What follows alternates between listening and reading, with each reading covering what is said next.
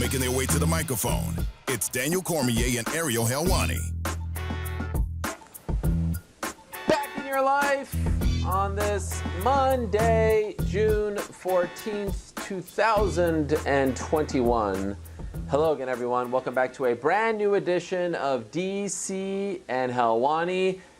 That's DC, Daniel Cormier, and I'm Helwani, Ariel Helwani. DC, my man, last show, you can't even show up to the set. Where are you these days? You know what, man? I'm in Disneyland. Vacation time. But you know what, Ariel? I figured it started at my house. My kids running around, the noise. It wasn't in some studio. It was just us with a screen in front of us chit-chatting. And I felt like it was, what is it? Apropos, those words you like to use, you know? It was apropos, something like that it ends in the way that it began, you know? So Disneyland for the vacation, but also because, hey, why not end it in the way that we started? Yeah, absolutely. And, you know, maybe a subtle way for you to remind me that you will continue to get the Disney perks and I won't, as tomorrow is my official last day at ESPN. I thought we would see the familiar light switch behind you that we got to see, your kitchen. I was hoping to hear some birds chirping and whatnot, but I agree with you. It is very reminiscent of how we started, DC. And, of course, I'd be remiss if I don't remind everyone that this, in fact, is our last show, at least for now, together. DC and Helwani is coming to an end, tomorrow being my last day at ESPN. A lot of people have been asking me what I'm doing next, DC. Unfortunately, I'm not in the position to announce, but I can assure you all, I will let you all know, and hopefully it will be as far away as possible from you and Chael Sonnen. Because we've been dragging you down for far too long. I mean, for 3 years, we have drugged you in the mud. And finally, you get to go and use words like what are some of these words you've used on me over the past year that I just don't understand? When your finger goes up, just like that, when your little smart finger goes up and your pen, you got your pen or your pencil now, and you're like, well, I would be remiss if I did this, or it would be this, and this. Now you can go use your big fancy words at some other network by yourself and not try to drag me and Chael's vocabulary through the mud. So guess what? We're better off without you. You know, there comes a point, right? Like, it's like dealing with stuff. You're sad, then you try to find a reason around it. You wonder what happened, what did you do wrong? And then ultimately you go, you know what? Screw this guy. He's leaving me. You know, my heart was broken for a long time, but you walked out the door. And it just, it's no more tears, Ariel. Like Mary J. Blige once said, there's just no more tears. You know, I'm not going to sit around crying anymore. You know, waiting to exhale has ended. Now I'm moving on. And what are the chances today, of all days, being National Pop Goes the Weasel Day? Pop goes the weasel, pop goes DC and Helwani. This is our swan song. Oh, and what a swan song it shall be, because, wow, we got a lot to talk about, Daniel Cormier. I don't know if you know this, but UFC 263 was this past Saturday. You were nowhere to be found, and so let's talk about the big news off the bat. How did the Gilroy wrestling team do? Give it to us right now. Give us the breakdown. How the boys do. Let's hear it. The Gilroy Wrestling Mustangs did their thing, man. We went out to Fresno in the California State Invitational. You know, we had to replace the state tournament because it wasn't getting sanctioned. And the Gilroy Mustangs won the tournament. It is the first state championship as a team of any kind that Gilroy's ever had. We had 2 state champions and so many tremendous performances. I want to give a big congratulations to the people that ran the tournament. Clovis Wrestling, Tom Tomaszak, Gabe Schaefer. They did a great job of giving these kids an opportunity to compete for something that mattered. But yes, Ariel, we got the job done, and I'm so proud of my kids. Henry Porter, who's going to Indiana University next year, is a state champion finally. And Cody Merrill, who's a freshman, is a state champion also. Well, congratulations to Coach Deron Wynn on this great accomplishment. I know he's poured so much into the team, and he's done so much for those kids. Great singlets, by the way. I don't know who poured money into that whole thing, but the rebranding of the team looks nothing like the squad I saw about 2 years ago. So kudos to you guys. No, wait. Well, here's the problem, though. It's a freestyle singlet, right? It's not the official Gilroy High School singlet. It's a freestyle singlet. So you just have to have 30% blue or 30% red. So that's why we kind of shifted it up a little bit. They look nice. Okay, I would love to ask a follow-up as to why it has to be 30% blue or red, but alas, we are out of time. Tight ship here, DC, so let's talk about UFC 263. By the way, it was so great for me, selfishly. I actually got to interact with you during the, usually you're out with your other family doing your other things on the official broadcast. This time you were just like a lowly fan like me at home in your, in your sweatpants. It was nice to watch with you, I must say. But what was it like for you watching a big event and being at home, not being able to partake in the broadcast? You know what? It was fun. It was very fun. It's been a minute since I've not done a pay-per-view. But you know what, Ariel? I learned something on Saturday night, and you were quick to remind me, is we really don't know as much as we think we know, because I actually tried to pick the fight because I said that I could, because I didn't have any restrictions on me, and I was wrong in every single one. How do you get them all wrong? Wow. I was wrong start to finish. It was great, but it was great to be able to just kind of let your hair down, or the hair that I got right now. I know I'm looking bad, but I've been going through a breakup. Let my hair down and just watch the fights. It was great. Wait a second. I mean, you say that you didn't pick Marvin Vettori to beat Israel Adesanya. With all due respect to the Italian Dream, you didn't pick that one, right? You thought Marvin Vettori was going to beat Israel? No, I didn't pick that one. That's the one that I kind of strayed away from. Okay, I thought Izzy was going to win, but the other ones, boy, I had a hard time picking against Figueiredo, and I had a hard time believing that the Diaz fight would end in the way that it did. Because of the style that Edwards has. But alas, Nate proves me wrong again, and the Assassin Baby just did his thing. Okay, well, let's not get ahead of ourselves. Let's give the main eventers their proper due. So Israel Adesanya returns from the loss to Jan Blachowicz. Looks very good, I thought, against Marvin Vettori. This time, no controversy. He had a little fun with Marvin at the end there before they announced the judges' scorecards. Marvin putting his hand up. I thought it was 50-45 pretty clearly. Izzy didn't get the finish. But I actually want to ask you, DC, I felt that Izzy was enjoying, I'm not going to say he was beating him up to the point where, Marvin had to go to the hospital or anything like that. But I actually felt like he wanted to prolong this, that he wanted to prove a point that he was that much better than Marvin. We even saw, I think, at the end of the fourth or third, he threw that impressive, significant strike to the buttocks of Marvin Vettori. Did you feel like he didn't go to that extra gear to finish Marvin because he was actually enjoying outclassing him?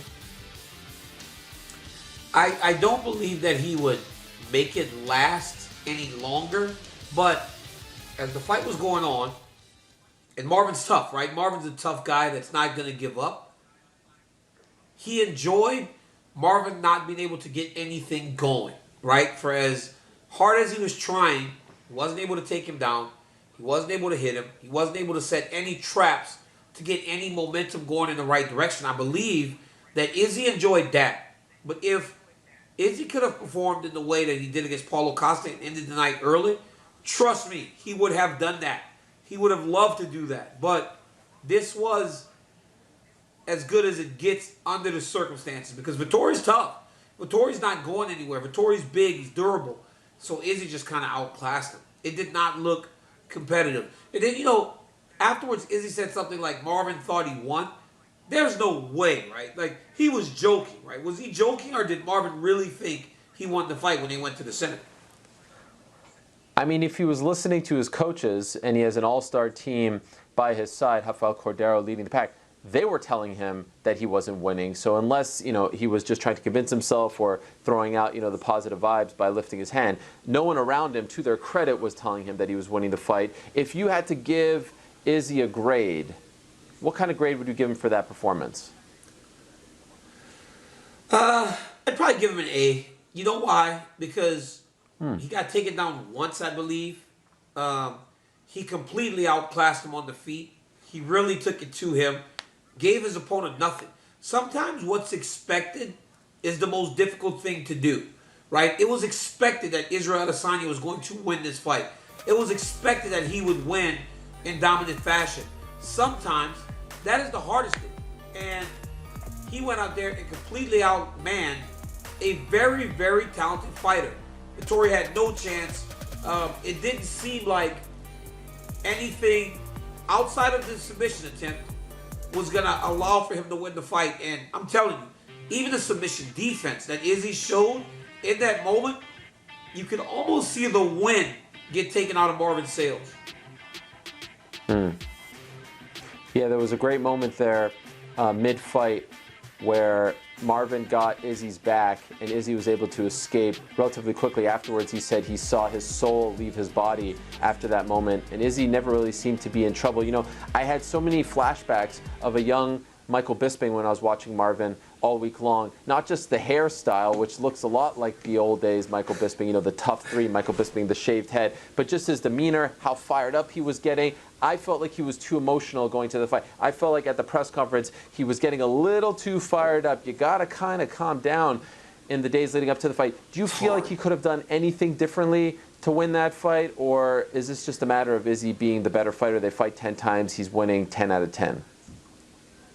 He's hard. It's hard. It's hard to really gauge how much energy you're giving to those type of situations when you're in your first championship fight. You know, as time goes on, as the champion, you kind of settle into that role. But as a challenger, the first time, you're giving all the energy and everything that you're doing because you're so excited to be there, right? It's so... it's such a big moment in your career. It's something you've dreamt about for so long. It's something you've wanted for so long that when you think about it, in your 3 days from the fight, 2 days from the fight, you're giving 100% to all of it. And I believe that's what happened to Marvin. There was nothing he could have done differently. He's an emotional guy. We've known Marvin for a while now, right? We've seen him at the top of the sport. And this is kind of how he operates. But ultimately, emotions aren't going to get you wins against guys like Israel Adesanya. You have to piece together fights in order to beat him, and I'm not certain Marvin has the type of style to do that. Look, watching Jan Blachowicz take Izzy down and control him seems to be the path to victory. What people cannot forget is that over the course of 4 rounds prior, Jan Blachowicz was able to stand with Izzy.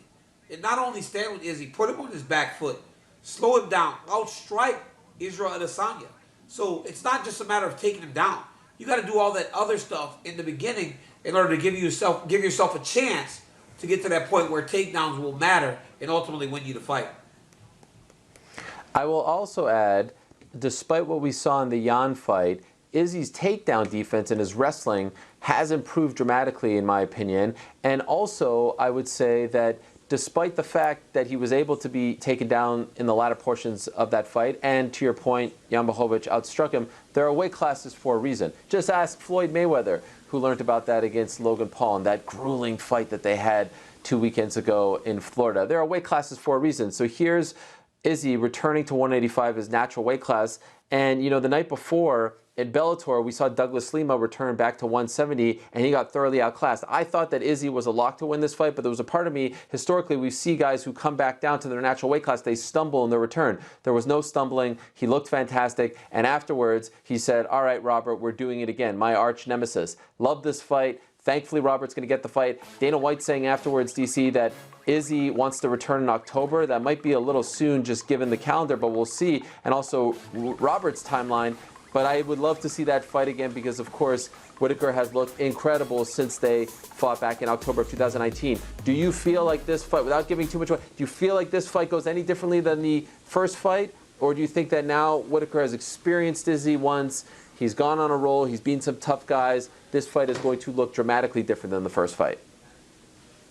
I think it's going to look different because every time people fight Israel, they look at the fight prior and believe that something's been figured out. If you go back into the fight with Robert Whittaker the first time, Ariel, you remember Gastelum had a lot of success just pressuring Israel Adesanya.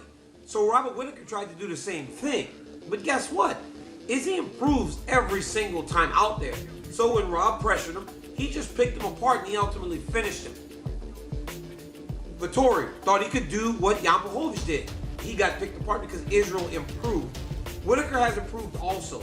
I think he will be much more patient, and I think because of that, it will be a much more competitive fight. This is the fight, though. This is by far the fight that should be happening in the middleweight division. It probably should have happened already. The Robert Whittaker versus Israel Adesanya, the champ Israel Adesanya versus Robert Whittaker is the best fight we can make right now at 185.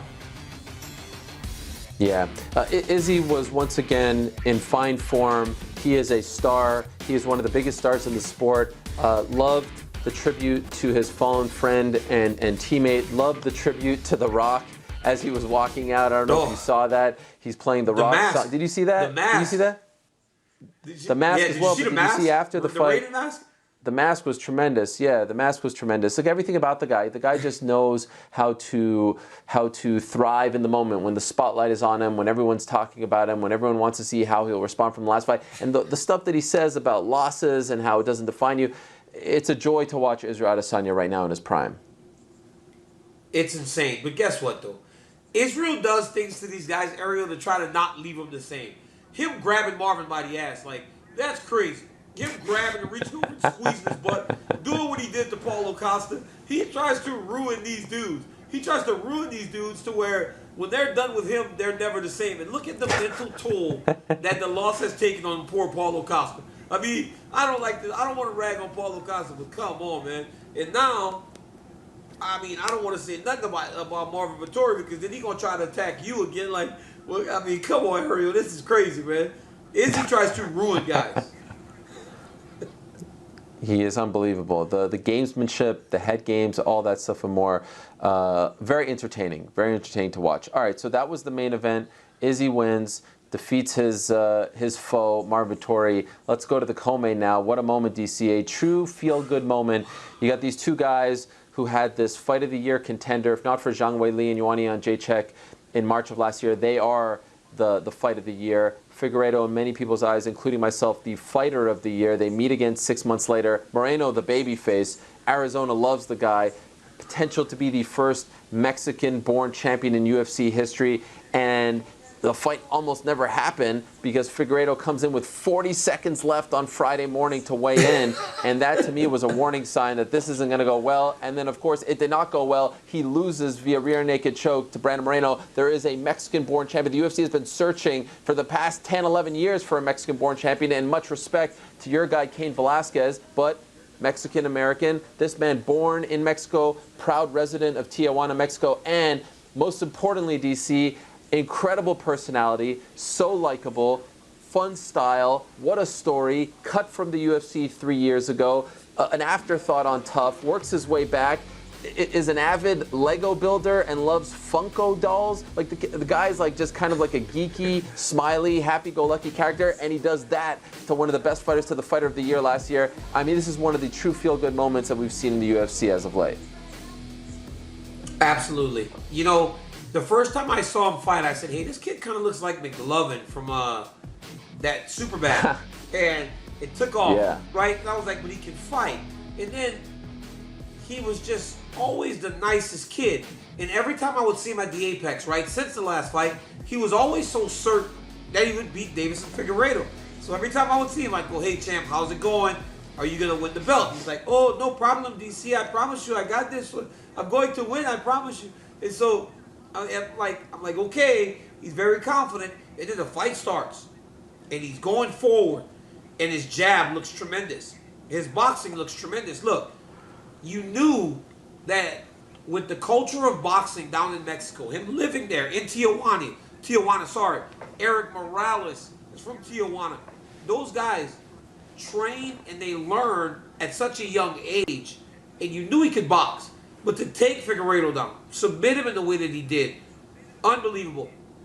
And then the post-fight presser, I mean, the way the crowd was popping for every word that he said. Then he speaks Spanish. It seemed like he hit every single mark that you needed in order to propel yourself to the very next level. And we've seen this in boxing, Ariel. We've seen a Mexican guy with a championship become a global superstar. And I believe that can happen for Brandon Moreno. It was fantastic.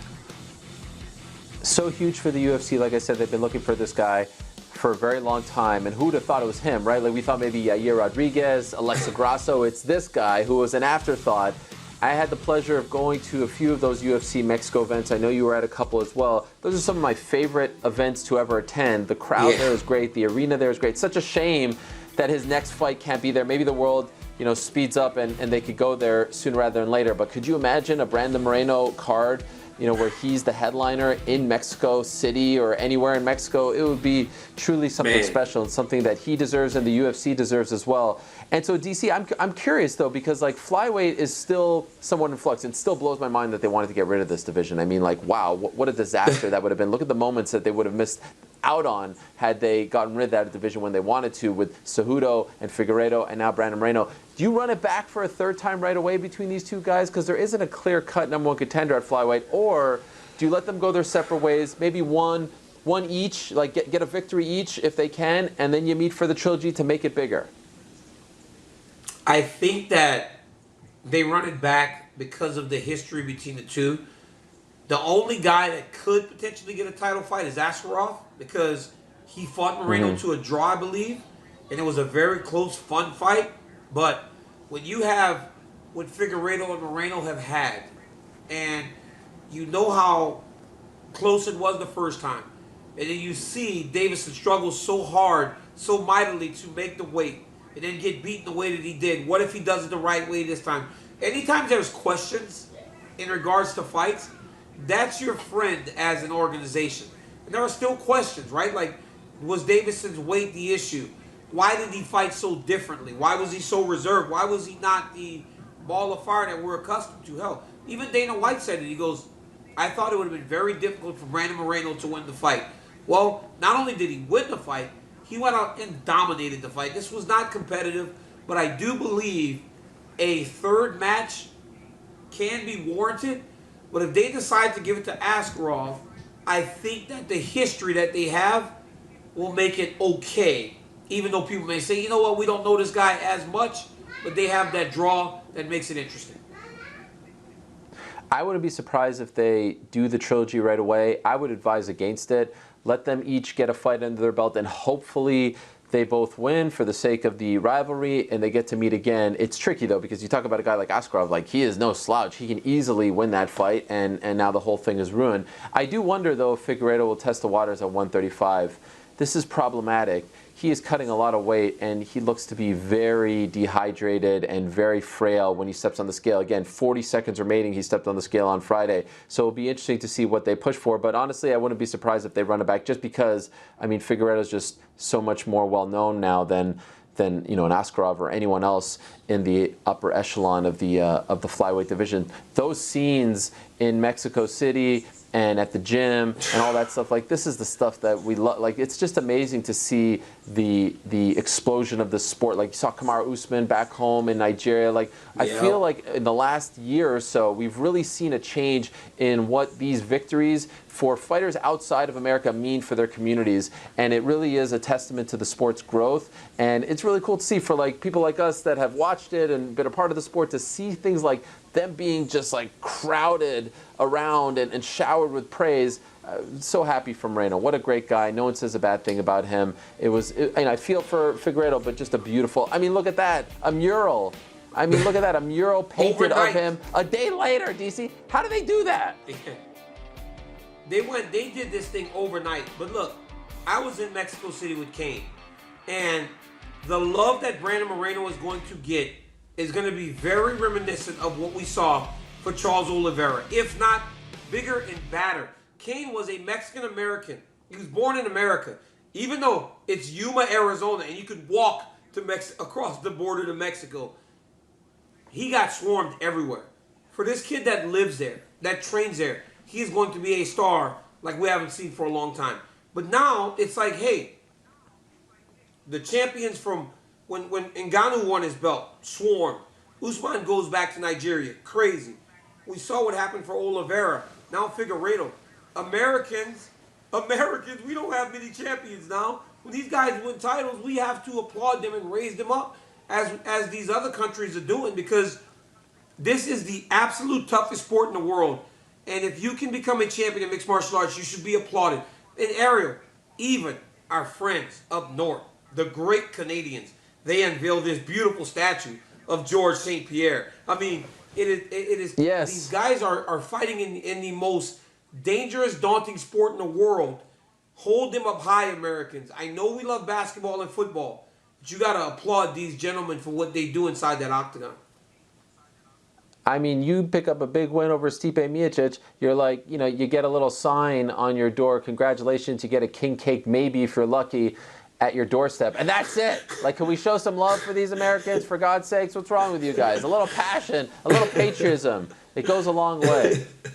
In any event, DC, we have to take a quick time out here and tell everyone about our good friends over at Manscaped. And I have a good feeling that our sponsors this week are going to come through and give you what you want, if you know what I'm saying. Are you looking for the perfect Father's Day gift? Happy early Father's Day to you, my man. This important PSA is brought to you by our good friends over at Manscaped.com. The Manscaped engineering team has confirmed that they have successfully created the Lawnmower 4.0 trimmer, which is now available for purchase in the United States and Canada. I have used it. It is good. I use it to trim my beard, I think. I don't know. It's telling me to say that. I actually don't have it yet, but I look forward to using it. The craftsmanship and details on the 4.0 are next level. I mean, why did they say that? They didn't even ask me if I've used it yet. Join over 2 million men worldwide who trust Manscaped with this exclusive offer for you. 20% off and free worldwide shipping with the code ARIEL. ARIEL over at Manscaped.com. I'm embarrassed. Get 20% off and free shipping with the code ARIEL, ARIEL at Manscaped.com. That's 20% off with free shipping at Manscaped.com. Please use the code ARIEL. It's crazy because even on his way out, he sticks his nose up in the air. He used the code ARIEL. And he used the code ARIEL, AIRL, whatever, however you spell your name. This dude, even on the way out, you stick your nose up in the air and you shrug your shoulders. You do your little 1 million follower dance. I mean, look at, there it is. I mean, you just do it all, even as you pull the curtain. I mean, come on, Ariel. Come on, Ariel. Oh, man. Let's talk about Nathan Diaz and Leon Edwards. I mean, holy smokes. Here's poor Leon Edwards.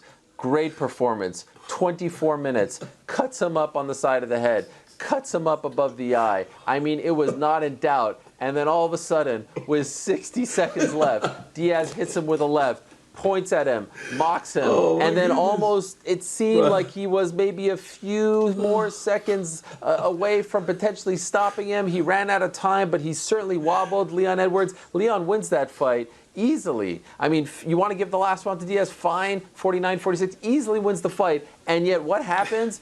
Nate's the bigger star. Nathan, is the bigger star. He gets the pop. He gets the ovation. He shows up to the press conference like the winner. Everyone's talking about what's next for him. How did this happen? How could this... only to Leon Edwards. How is this possible for Leon Edwards? My heart goes out to the guy. Yes. Only to Leon Edwards. I mean, from poking Bilal Muhammad in the eye to now this happening. He was absolutely cruising Ariel. He was doing everything he wanted. He was outclassing Nathan Diaz. The jab was working. The right hands were working. He was taking him down, controlling him in the grappling. This dude was absolutely cruising. And then Nathan hits him with the slap right hand, left one down the middle. We've seen him land that, right? We saw him hit the same one against Conor. And then he pointed at Conor, just like he pointed at Leon. I mean, this dude was doing his thing. And now there are questions.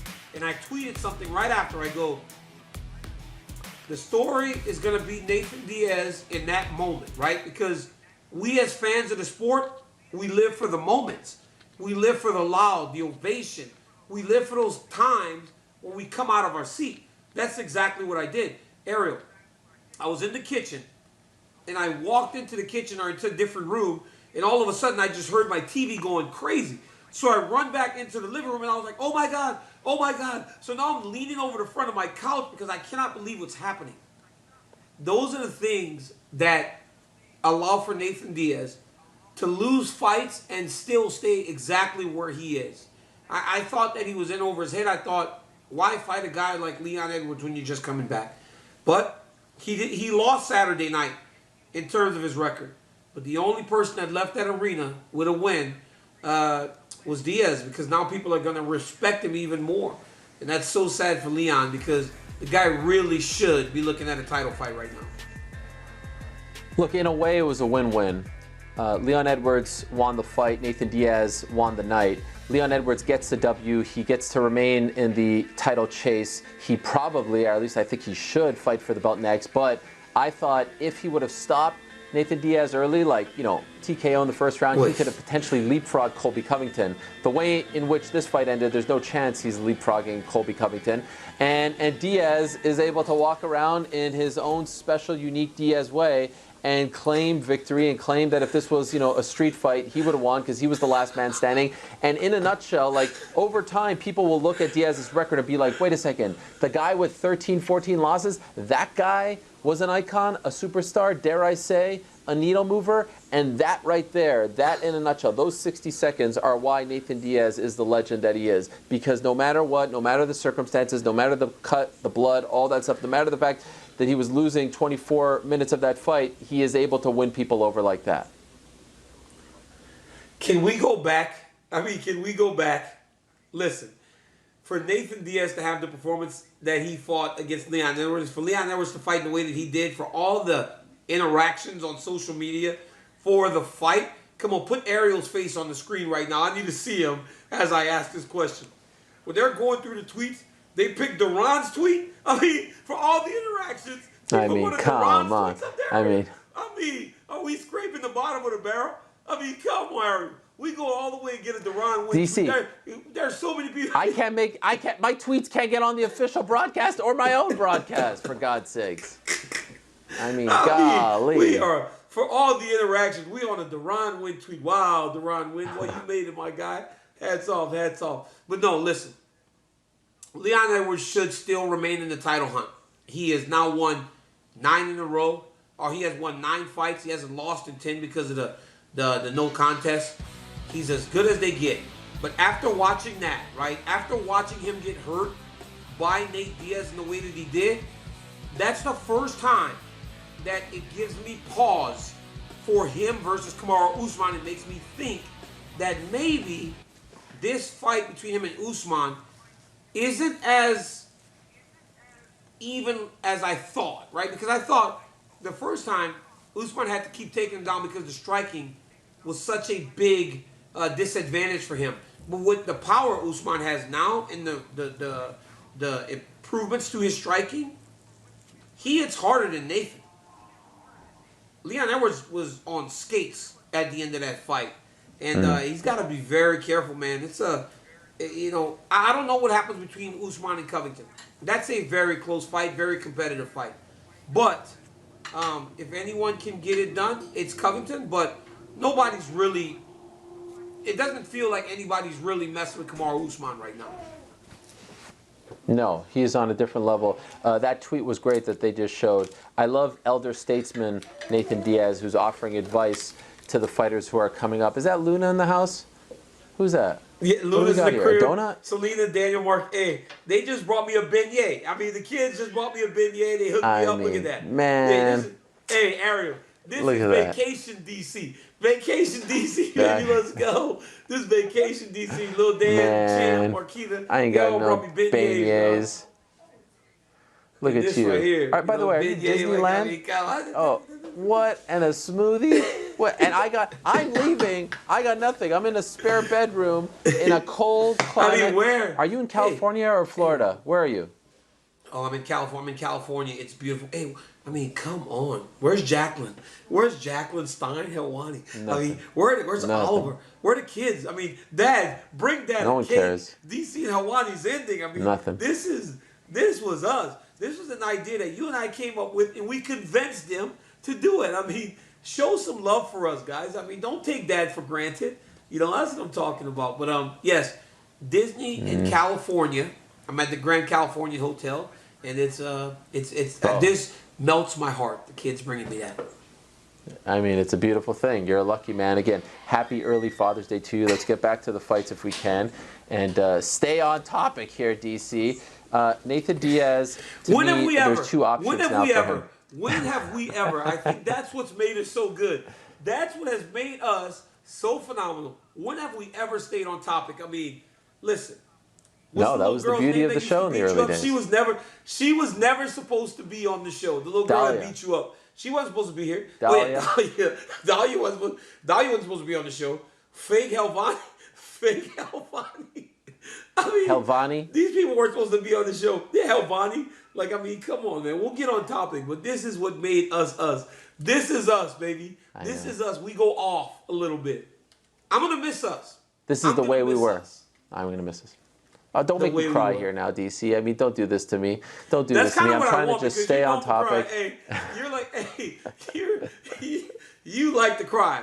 I've seen you cry a few times. I do like to cry. Hey, I've cried. You've cried. Like, we both cried separately. Can we cry together? I mean, can we cry together? Are we going to cry together before this thing ends? Oh, my gosh. Nathan Diaz, Conor McGregor, if he loses to Dustin Poirier? Is that the fight to make now? Yeah. I mean, if he loses... I feel like the fight's even bigger now, right? The fight's even bigger. Even if Conor wins, I think he might even take that fight. I feel like the fight's bigger. I think Diaz is a bigger star today than he was back then. I mean, the dude... Yeah. Just, I mean, all week, the reactions he got compared to everyone else was crazy. Ariel, he's smoking right on stage the whole week. Dude's just out there smoking the whole week. You could see him rolling up underneath the table at the post-fight press conference. Gives an invite, everybody open to come to his after party. I mean, I don't know who asked him this, but the guy goes, at the end of the fight, did you think that it was, they goes, that was a wrap. He's like, in a real street fight, that was a wrap. I'm like, what do you mean it was a wrap? The guy was still there. It wasn't a wrap. But it's like people, they cling on to this. And I like it. I think it's funny. But come on, man. Let's talk about Leon Edwards. The dude actually won the fight. Let's give him a little bit more love. Could we please give Rocky a little more love? No, listen, I want to give him love. It's just crazy. It's crazy how even in victory, somehow he doesn't get the attention that he deserves. Also crazy, if this fight is a normal 3-round fight, we're not talking about any of this. He wins convincingly 3-0 30-27. All right, so here's the thing. If you're Leon Edwards, let's say Usman and Covington fight, I don't know, August, September, October, I don't know. I mean, as of right now, the plan was for Ngannou Lewis to fight in early August. That might not be the case anymore from what I'm hearing. That's the latest. But we'll see if it all, is able to work out. Maybe they go with back to Usman to fight again against Covington. All I'm saying is, it looks like they're going to make that fight. Do you wait for the winner at this point because you've waited so long, or is this the time to do the Masvidal fight, or have you surpassed Masvidal? Because I feel like that fight is still there for him and actually has a lot of heat behind it. I forgot about the Masvidal fight.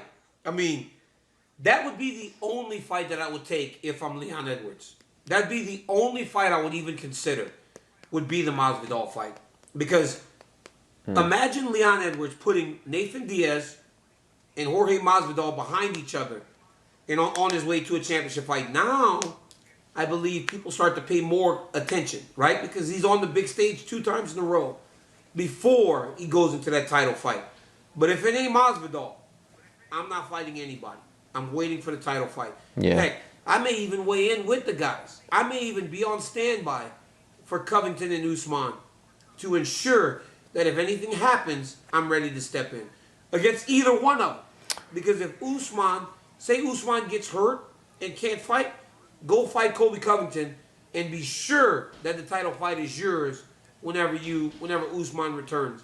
Because it's all about big moments. Like I said earlier, big spots.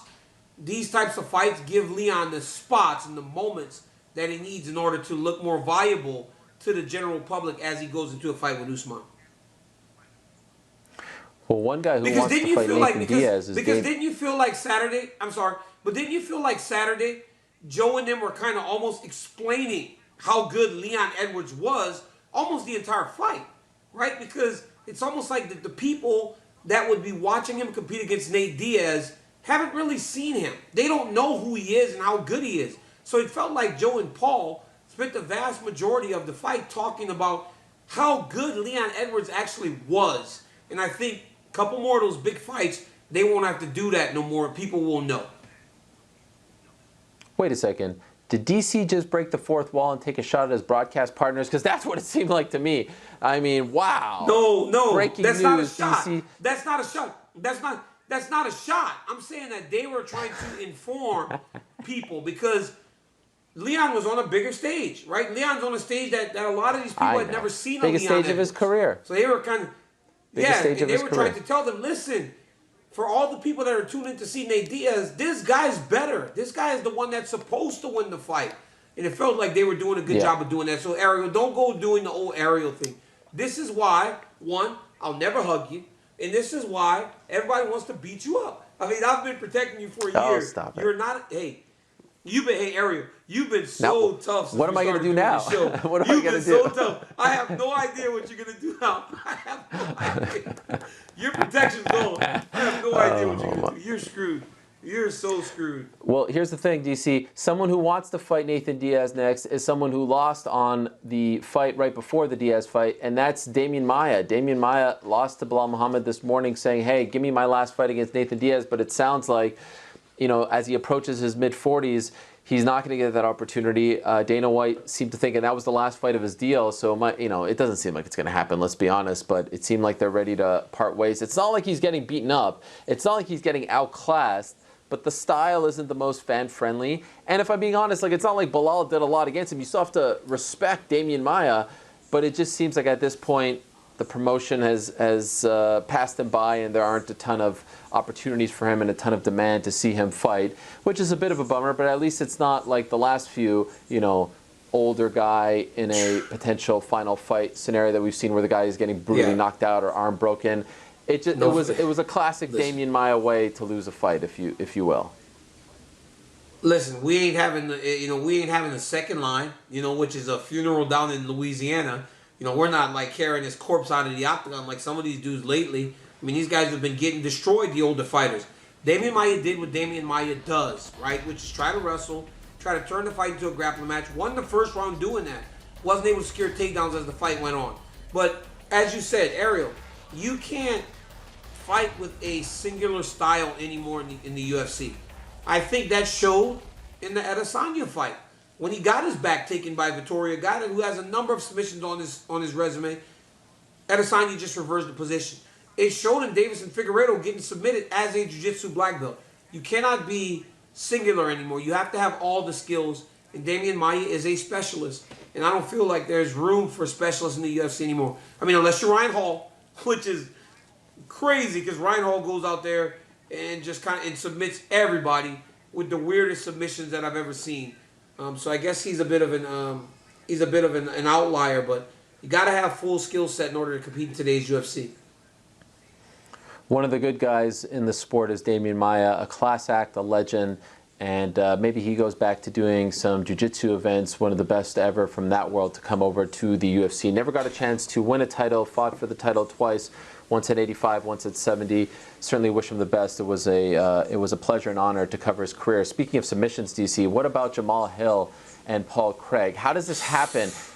Now we find out later that it wasn't broken, the arm wasn't broken, it was dislocated. Fine, whatever the case is, it was horrible to watch. It was one of the most absurd things that I've ever seen in the UFC. DC, time and again we see this. The UFC goes to a newish market, and what I mean by that is not Nevada or California. They go to a place like a Phoenix, a Glendale, if you will, and the local commission says, hey buddy, local ref / judge, here's your opportunity to work at a UFC event. And what do we see more often than not? Them drop the ball.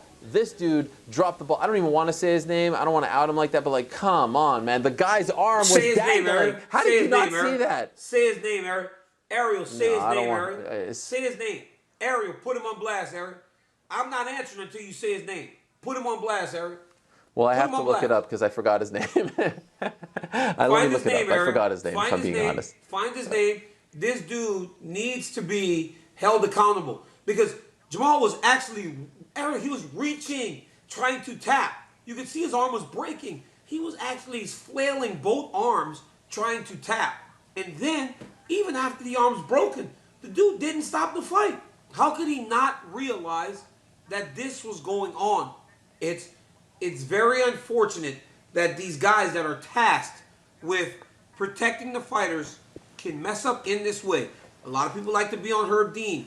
A lot of people like to be on, I can't remember some of the other names, There's a guy, Mark. They like to be on Who? Mark. What's Mark's last name?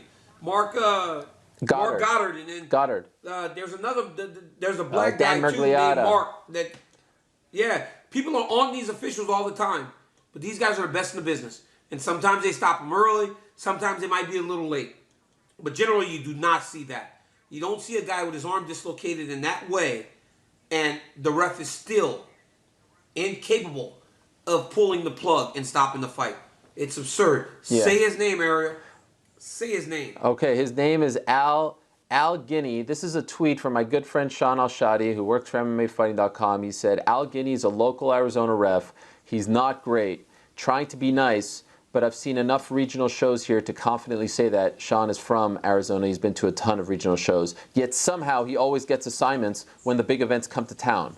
As y'all just saw, maybe not the best idea. So here we go. Local guy gets a shot, and look what happens. I mean, like, it's Jamal Hill's arm. Now, thankfully for him, it's not broken, so if it's dislocated, he should make a full recovery. But this is an undefeated, youngish prospect with his arm just flapping around there. Now, by the way, lost in all of this, great win for Paul Craig, massive win for him. And also, Jamal Hill is super tough. I mean, I don't know how he wasn't, like, on the ground just crying in pain with his arm just dangling. But the referee is there to protect these fighters. How do you let that happen, especially when you're actually staring at it, like you're looking at it, and it was going on for seconds. It wasn't a split-second thing like Frank Mir and Tim Sylvia. It was literally dangling there like a wet fish. It was crazy. Yeah, it's bad. It was bad. But you're right. You're right, Ariel. Paul Craig deserves credit for what he's done, not only in this fight now, but for the run that he started to put together. The guy looks like he's finally rounding out himself and making his push towards the top of the division. Because Hill had all the confidence and all the momentum on his side. And Craig just truly stopped that in its tracks. It was fantastic. Before we get to our next ad read, shout out to Brad Riddell, Eric Anders, Lauren Murphy with a big win, potentially getting a title shot, although I thought it was close, and maybe even Joanne's fight, unfortunate for her. Movsar Evloev is going to be a tough out. What about Terrence McKinney with the 7-second knockout and then potentially injuring his knee, which would be just absolutely catastrophic? Steven Peterson with the win. So overall, a fun night in Glendale, and we certainly missed you on the broadcast, DC. Not as much as I'm going to miss you and doing this show, but it is appropriate, or dare I say, apropos, that the final ad read in the history of DC and Helwani is an ad read for our good friends from Modelo Especial. Brewed for those with a fighting spirit. Yes. You know what makes Modelo so special, DC? It's brewed for those with a fighting spirit. And you wouldn't expect anything less from the official beer of the UFC. Modelo was the underdog, just like this show. No one believed in us. We came from humble beginnings, and we never gave up, just like Modelo. It's brewed from premium hops to create the crisp Pilsner-style lager, which set the standard for authentic Mexican beer. So the next time you're tuning into a UFC fight card, make sure you've got the beer that's always in your corner, Modelo. Modelo Especial. Brewed for those. Brewed for those. Fighting spirit. Drink responsibly. Fighting spirit. Beer imported. Crown By Imports. Crown Imports, Chicago, Illinois. Hey, and guess what? Okay, in all DC. this, don't forget. Yes. Just never forget. Brian Ortega. Brian Ortega had a choice.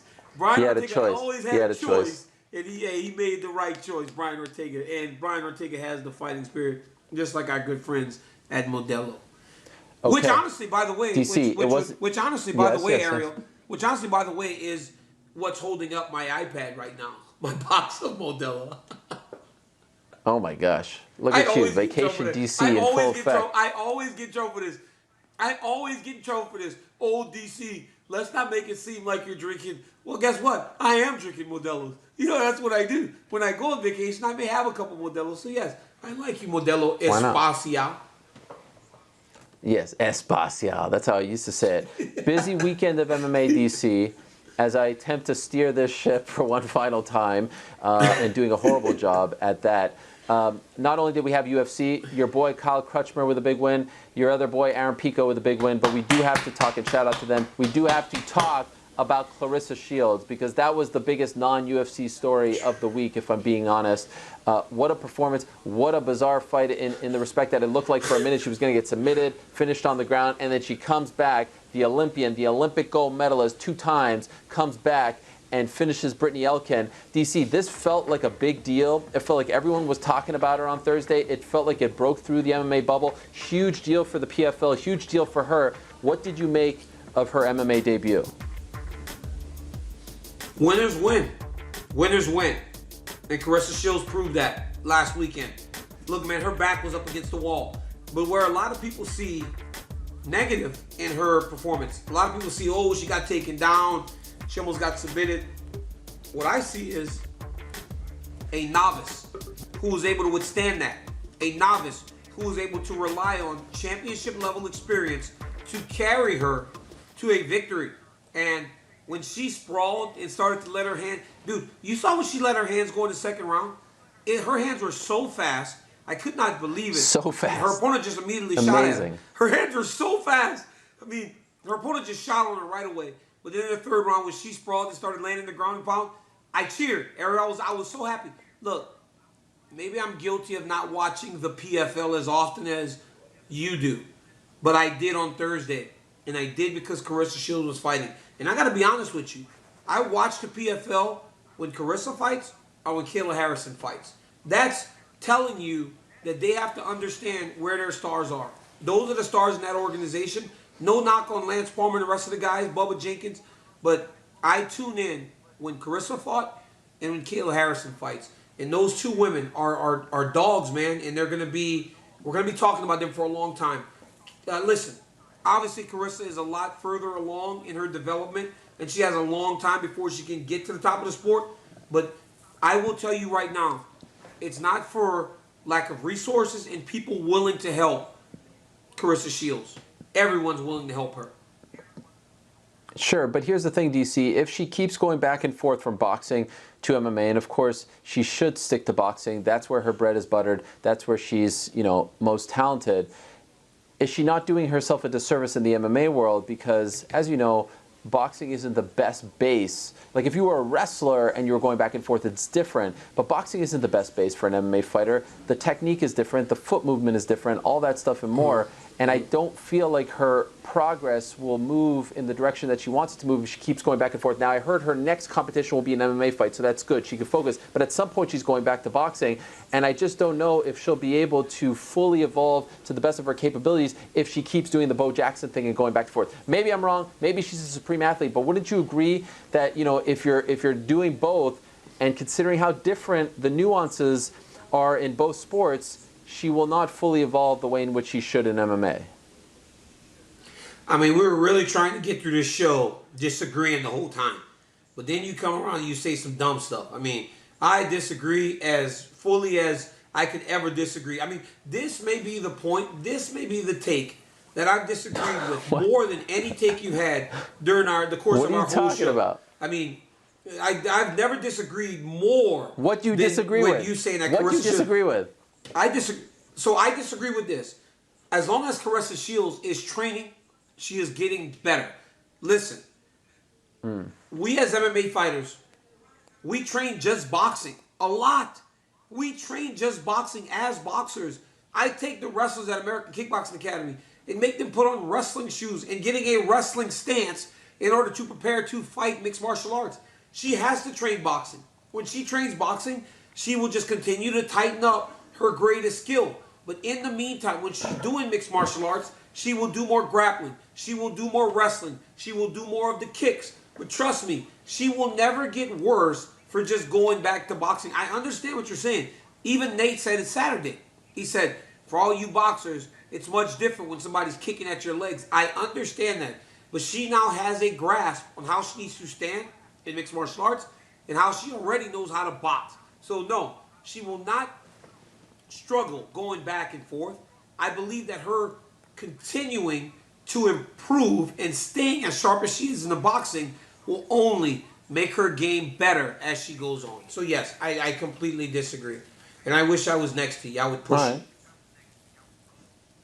you. Well, that remains to be seen. We'll see. I mean, she had a lot of trouble against Brittany Elkin, who Kayla Harrison thoroughly dominated. You want to make a bet? And I know you can't, reinvent yourself. Would you like to make a bet What's with the all bet? this new money? With all this new money you're about to come into? You want to make a bet with all this new money you're about to come into? I mean, ooh, what's the bet? I'm What's looking the bet? at you right now, and you even look richer. I mean, you even look richer from the moment you stepped onto the By the street way, today. you didn't mention the fact that I'm wearing the shirt from the original picture. How about that? How about those details? You didn't even mention. That's the shirt. Hey, I mean, hey, listen, those things matter. I wanted to end the show with that. Like, wow, you're wearing the show for my album cover.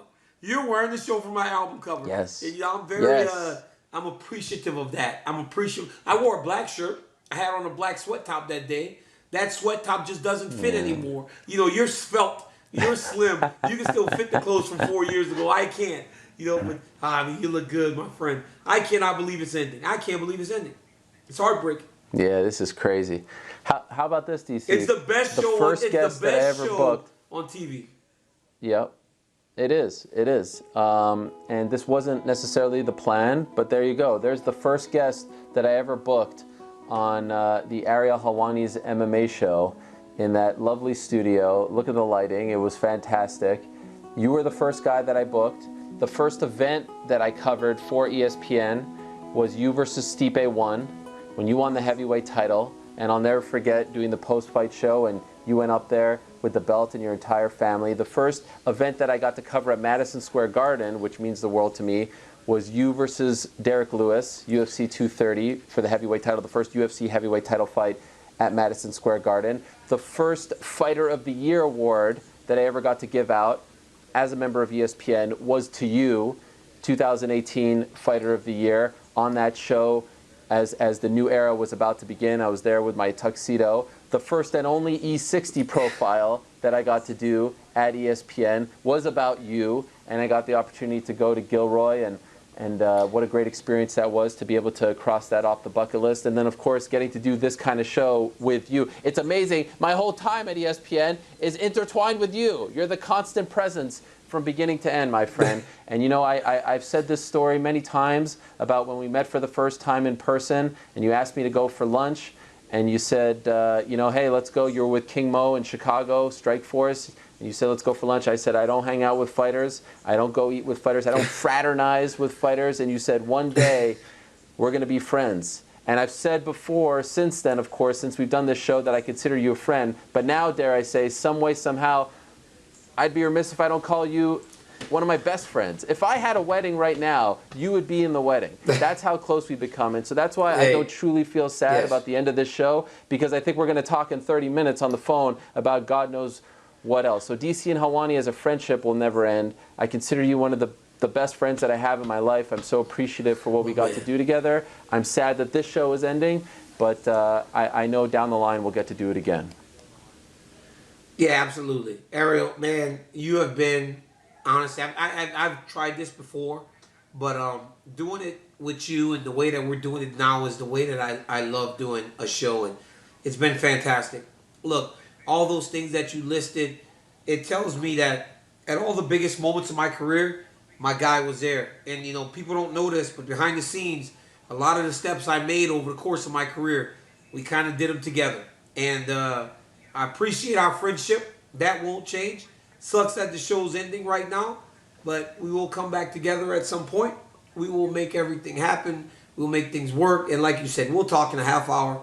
Actually, I got to go to Disneyland, but one more thing that you listing all those things tells me is that you've been incredibly biased over the course of your time over at ESPN. But you know what, man? I love you for it. You really elevated me, right? We privately talked about Ali and Cosell, right? The athlete and the reporter. And I think that you and I have done that to the next level. It's going to be hard to replicate this or do anything like this for a long time. I'm going to miss you, my friend. I really am. Yeah. And, it's all love over here, my brother. It's all love. Same here. Same here. And, obviously I have to thank you for this. You didn't have to do this show with me. Lord knows you have enough on your plate. But, of course, I have to thank the production team. I have to thank ESPN for allowing me to live my dream and work for this company. This is essentially the last thing that I will do for ESPN, so it's fitting that it's with you, the guy who I did all those first with, and now I get to do this last show with. And most importantly, I do have to thank the fans and even all the messages they've sent us, and I know you've gotten them as well, about what this show meant to them during the pandemic and everything like that. I mean, there is no greater compliment that anyone in our position could get than the stuff that they write to us about being that escape and having the smile on their face when they listen and watch us. And DC, they all say that they're going to miss us. Trust me, I will miss doing this show with you more than they will miss us. But again, not goodbye. Just see you later. I love you like a brother. Thank you to the team. Thank you to you. Thank you to all the fans. We will do it again some way, somehow, somewhere down the line. I am certain of that. But for now, peace. We're out of here.